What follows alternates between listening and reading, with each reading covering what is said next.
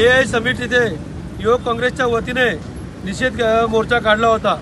खऱ्या अर्थाने या देशाची प्रगती करायची असेल तर देशाचे पंतप्रधान नरेंद्र मोदी साहेब, महाराष्ट्राचे मुख्यमंत्री देवेंद्र फडणवीस साहेब आणि महाराष्ट्र उपमुख्यमंत्री एकनाथ शिंदे साहेबांच्या नेतृत्वाखाली या राज्यामध्ये नव्हे तर देशामध्ये प्रगती होत आहे। आणि प्रगत विज्ञान आज देशामध्ये नव्हे तर जगात स्वीकारला जातोय। आणि आज आपला भारत देश AI तंत्रज्ञानाचं जगात नेतृत्व करत असताना हे नतद्रष्ट काँग्रेसवाले तिथे जाऊन जर का निषेध करत असतील तर ते प्रगतीचा निषेध करत आहेत। आणि आता हे जग हे विज्ञानावरती चालणार आहे। जसं की आपण पूर्वी पाहिलं की बैलगाडी चालत होती, मग रेल्वे आली, त्यानंतर विमान आलं।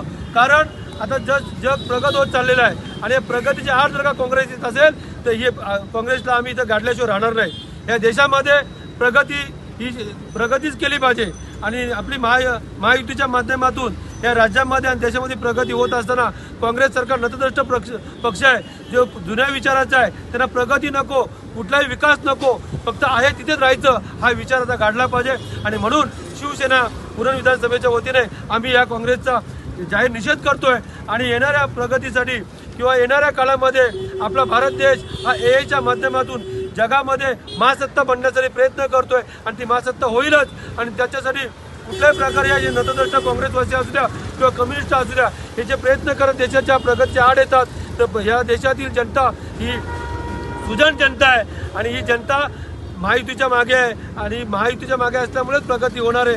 आणि AIचं तंत्रज्ञान संपूर्ण जगभर पसरत आहे। आपल्या भारतामध्ये सुद्धा AIचं तंत्रज्ञान पसरत आहे आणि म्हणूनच आम्ही या AIच्या तंत्रज्ञानाचं स्वागत करतो आणि काँग्रेसचा इथं निषेध करण्यासाठी आम्ही सगळे जमलेलो आहोत। पुन्हा एकदा आपण घोषणा देऊया, धिक्कार असो, धिक्कार असो, धिक्कार असो, धिक्कार असो, शिवसेना, शिवसेना।